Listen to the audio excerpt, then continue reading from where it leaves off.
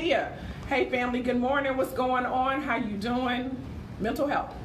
Family, we are talking about mental health. You know how serious that is to me because people seem to take it so lightly. They seem to think that, hey, I got it. I don't need any help. I can handle it. I'm good. Don't ask me how I'm doing because you know what? I'm not going to talk about it. But I can speak from a female's point of view because I know as a female we struggle with a lot and we try to come off as we're being so strong and we're so dominant and that we don't need anyone's help. But at times we hold it all in, which causes us to slip into depression. And you know, depression just sneaks up on you. So family, I always encourage you to speak to somebody, find somebody that you can talk about. So that's my perspective from a female's point of view. But on this morning, I have in the building with me Mr. Andrew Landry. His foundation is Where Men Hurt. Good morning, Andrew. Good morning. How you doing? Wonderful. You feel good? I feel great. Relax. Yeah, I'm good. You good? Yeah. So, Where Men Hurt is a foundation that you established to help men come out and talk about their issues that they're dealing with. Is that correct? That's correct. Tell me about it. Tell me about Where Men Hurt. Well, Where Men Hurt, what we do is we meet every other Monday at a barbershop in Humble, and we talk about real life issues. I wrote a book last year called Overcoming the Addiction That No One Has. And out of that book, birthed Where Men Hurt. What I found was that men don't really have a place where we can come and have safe, non-judgmental conversations so that we can, so we can talk about real life issues and get to a place where we can be healed and whole. Okay, I like that. Let me ask you something. Why do you think that men don't come out and talk about their issues? The first thing is we're not relational, right? Okay. So typically with women are relational. So they'll get with their girls, they'll chop it up, they'll go on girls trips, talk about stuff, so they have an outlet. Right. Well, because we're not relational, we don't usually just reach out to our boy and say, hey man, I'm dealing with this, right? Right. And so the primary reason is we're not relational. The second reason I found is that there comes judgment when men have issues. And so there's somebody looking at them funny, somebody judging them, somebody, kind of having an issue with whatever they're going through. And so those are probably the two primary reasons that I found. For fear of being judged? Absolutely. So, how do you overcome that? So, what are some of the issues that you think men try to hide from? Well, I think we in the discussions we talk about everything. So Okay. we talk about lust, infidelity, we talk about domestic violence, we talk about sexual sexual stuff. Right. So we talk about everything, and it is, and I use this example a lot. It is if I'm dealing with lust, I can't tell my wife that because my wife is gonna see me differently. Okay. But if I tell my homeboy, hey man, I'm dealing with this, and he can hold me at a place of accountability when I struggle, he never judges me. He never looks at me funny or wondering, what are you doing, or, why would you be looking at her like that or whatever. And so I think that's the biggest thing is that once we're in relationship, now we can come across and say, hey, I need some help, talk to me, dog. Okay, because maybe that man may be able to identify with you. Absolutely. He's like, hey, you're dealing with that man. I know I'm dealing with the same thing. Absolutely. So that's how the conversations begin to take place. And Absolutely. you see a lot of these conversations take place in the barbershop? Yeah, so we meet at Master Barber headquarters in Humble on 1st Street every other Monday. Master Headquarter Barbershop. Okay, family, Right. y'all heard that? So, Yeah. hey, gentlemen, y'all listening, y'all like, Yeah, I and got some issues I need to discuss. yeah, every other Monday night, usually the first, third Monday, we meet, and then and we just open up. I think a part of my story out of the book is, when I was young, I was sexually molested. Okay. So at 3, that went on from 3 to 6. It went on for about 3 years with a lady that was in close proximity to the family. And then from 6 to 16, it went on with a male that was in proximity with the family. Wow. And so then I can come out and I can tell them that from that experience, I developed addictive behaviors. So I became a sex addict. Okay. And so from that time till I was in my mid-30s, until I got saved, I dealt with that. And so now it doesn't seem like the issues that they're going through are as bad because they think mine are worse. And so now they are more free Okay. because they know there's no judgment there. Right. So, do you think transparency has a lot to help you identify with people and make people feel comfortable in speaking to you because you're transparent? Yeah, there's no healing without transparency. That's the thing that we talk about. Without vulnerability and transparency, there's no healing. And so until you get into a place where you can feel comfortable enough to really talk about it, and it may not be in that specific group setting, because a lot of times after we finish, then guys will pull me to the side and say, hey, I'm dealing with this, or, hey, I had that same issue. And so the group is more designed to build relationships so that when I say I'm going through something, there's somebody across the room that says I'm going through it also, and now we can connect so we can build that relationship. So take me to that, because I know how women communicate. All right. So when you see a gentleman, how do gentlemen do that? They, like you said, they pull you to a side because so they're sitting in this room and they hear you speaking, or they may hear another brother speaking, and because here's the thing, the enemy can attack your mind. Right. And the enemy can make you believe that you are the only one out there that is dealing with this. I never forget this, I'm a prayer partner at our church, and a gentleman came up to me. I think he felt kind of, again, because I'm a female, right, but he said, I just need you to pray for me because I feel dirty. Right.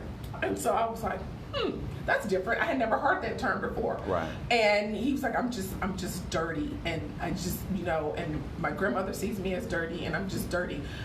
I think there was he didn't want to go into details. Right. So, I just let the Holy Spirit lead for me to pray for him. But when men pull you over to the side and they want to talk to you, is there a little bit of hesitation because they don't feel comfortable? Or is it, hey, man, thank you for sharing, and here am I, like, do they just unload everything on you? Yeah, it's a dump truck. But I'll tell you that typically men are not going to come if they're hesitant. When they're ready, they're going to come. Oh, right. Okay. So if I'm kind of on the edge about whether I'm going to do it or not, typically I won't. Okay. A lot of times it is when they come up and they want to introduce themselves, I can feel that there's something there. Okay. And so then that's where I'll continue a conversation. And it may not be about an issue, it may just be about a conversation. Okay. And then that starts building that relationship, that common ground.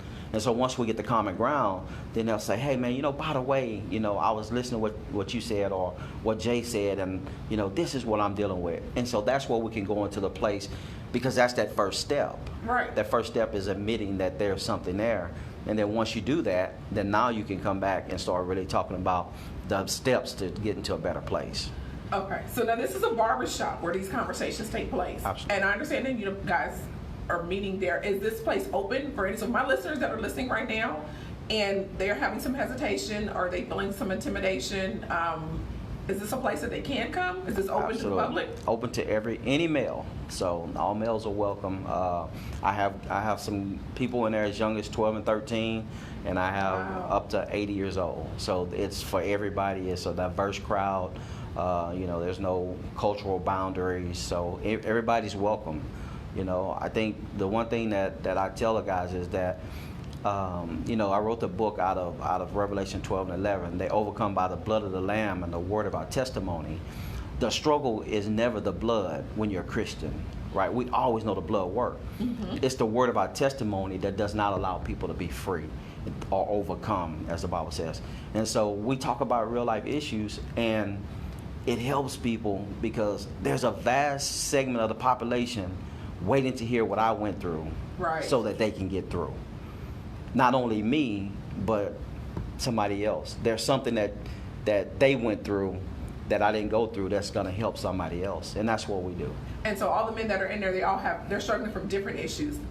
Everybody has a issue. Okay. At least a issue. There's some commonality in some, okay, and then there's some cross commonalities in others. So like I've never dealt with drug addiction, okay, so I'm not going to be able to give a bunch of great advice on how to overcome drug addiction. Okay. I dealt with sexual addiction, and so a lot of the struggle comes from a sexual place with men. Okay. And so I can talk to that part. But there's somebody over here that was, addicted to heroin, and he can talk to this guy that's addicted to, say, marijuana. And so they kind of cross. And so once I can address what it is that I'm dealing with, then I'll have that crowd that is in tune with me. Okay. Because I don't really in essence, need to talk to somebody about drug addiction for me. Right. And so I'm talking from my place in my area of expertise. Okay. I like that. And you mentioned something as young as 12 Yeah, we have 12-year-olds, 13-year-olds. that are struggling with addictions. Well, not necessarily addictions, but they're struggling. So Okay. they just have different issues. Okay. But a part of the reason that they're there is because somebody sees something in them that doesn't want them to travel a path that we've traveled.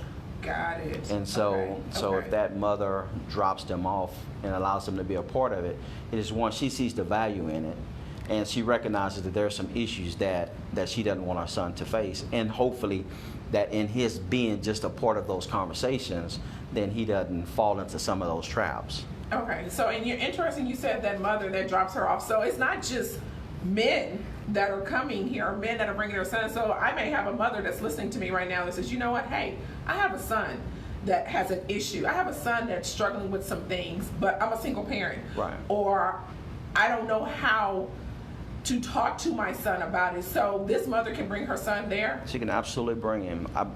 The one thing I tell them is we're not babysitting. Right. Okay. So I it's heard not that. it's not a daycare. It's not a Okay. daycare, right? Right. They need to be at a place where they can understand, Okay. and they don't necessarily have to participate, but don't just drop them off because you want to go to the movies. Right. Right. Come on, y'all, don't do that. Don't do that to Mr. Landry. Yeah. So we've had that situation, and Really? we have to go talk to the mother, and the kids. They don't want to be there, right? Right. They end up taking a nap or sleep. We ain't here to babysit. Exactly. Because These are real situations. right, it's so real we're trying to life. get healing. It's real life, and we're trying to help people, and especially the men. So from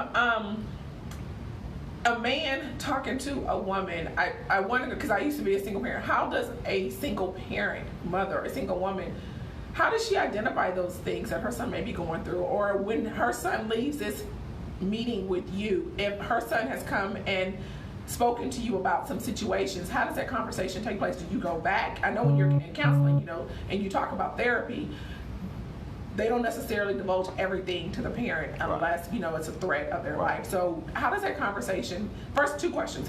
First conversation is, how can a single mother identify something may be going on with her son? Because you said that you suffered through some abuse. So how would a mother be able to say, hey, you know what, something's going on with my son. I need to get him some help. Tough, because obviously she'll know her son, but there's some changes in their lives that come from being adolescent, so there's some things that she's not going to be able to recognize. My mom didn't know I was sexually molested, and the person that did it was really close to the family. And it went from 3 years old to 16, and she never knew. And she didn't see a change. She didn't really see a change in my behavior because she didn't know any better, right? Right. As a parent, you just don't know. And they tell you, obviously she told me when I was little, if anybody ever touch you, Absolutely. touch, all of that. So I don't know that there's a significant change in who I was because it started so young, right? And you adapted to it. Right, so I knew it, right? But there'll come a time where as a parent, you'll see a shift in your child that's a negative. You can attribute that to adolescent, but you could also, who they're hanging out with. So that kind of the company they keep. So you kind of pay attention to those things. I have three kids. I have 2 boys that are younger, and my daughter's older. Mm-hmm. So I watch them, and I know what their lives are like. I know their personalities. So that's the only thing that I could say as a single mother to kind of look for that, see if there's something that's going in a negative direction. But you mentioned that a parent can look at it from who they're hanging out with, Right. and adolescent. But this is different. This is some type of abuse. Right. Are there certain, are they withdrawn? Are they not wanting to be around other people? Are they quiet, shy? It could be any of those, because Okay. the thing is, you have to realize. And I'm reaching. No, I understand. But as a parent, you know your child, right? So I know the 3 different personalities that I raised. I'll know at the point that when my middle child started taking a different direction, I could see it. Okay. Because I'm in tune to them, and I think that comes with communication and having a real relationship as a parent, and not just being a parent. Okay, I got it. And so sometimes, we raise our kids how we were raised. Right. Don't go in the room when grown folks and Right. all of that. It's a different culture, Right. and these kids are Right, different, right. and so now you have to learn how to adjust to parenting. And so if you have a good line of communication, a lot of times you'll be able to start hearing their different voice. Okay, I got it. And then how does that conversation take place once the child has said something to you? The child may have said, hey, I do drugs, or hey, I'm in a gang, or I don't know what type of conversation take place Right. at the barbershop. But how does that conversation take place from you to the mother? So Or has that happened? I do not talk to the mother. Okay. Unless there's I haven't had a situation where there's a threat. Okay. The So right now, everything that's being said to you is in confidence. It's confidential. That Okay. there's with anybody. So like my wife's a mental health therapist. She has a counseling center in Humble, and a lot because they know that they're like, well, can I go see your wife? And I was like, Oh, okay. I can let you go to my wife, but I gotta let you know that whatever y'all talk about, I won't know anything about. I won't even know you're going to my wife. Okay. Whatever we talk about is confidential. So I don't share anybody's information. I might share stories, but I Right. never share anybody's information. So anyone that comes to this barbershop to have a discussion, unless they are sitting in an open forum and they are discussing and they are divulging their own personal struggles, if they pull you to a side and they say, hey, this is what's going on with me, can you talk to me? They can be confident that whatever is said to you is said to you in confidence. Absolutely. Because really for me it's relationship, right? Right. So the minute that I intrude on that relationship or infringe on the boundaries of our relationship, now I've lost that person. Okay. So it's more important to me for me to know that at any time that you have an issue, you can come to me. So Okay. I get calls at 12 o'clock at night. Hey, Drew, Wow. I'm dealing with this. Okay. And that's a struggle for me because obviously I'm at home with my wife and I'm trying to spend time with my family. Absolutely. But then I got somebody that's out there that may need to hear my voice. Right. And so I try to be available, but I also try to tell them to respect my boundaries. But sometimes when you're at that place, when you're about to jump off that bridge, you need a voice that you can cling to, that you know that got your back. And so I try to be available as much as I can without disrupting family life. Okay. Hey, so I want to come back, family. We're going to come back with Mr. Andrew Landry and talk more about Where Men Hurt the Foundation and his conference that's coming up. We're going to take a small break. You're tuned in to the all-new Blessed Beats Morning Show on blessedbeats.com with Dia, where I'm doing it for the kingdom and not the culture. Praise him. J-Mo, run it back real quick, because I noticed when he turned this way, I heard you really, really clear. Okay. When you talk, and I know because it's hard, but when you're talking to me this way, like you kind of fade in and out. And so, 'cause what you have to say is very powerful. So I just want to make sure that everyone can hear you. Yeah, I know you got to get comfortable with it, but that's really cool.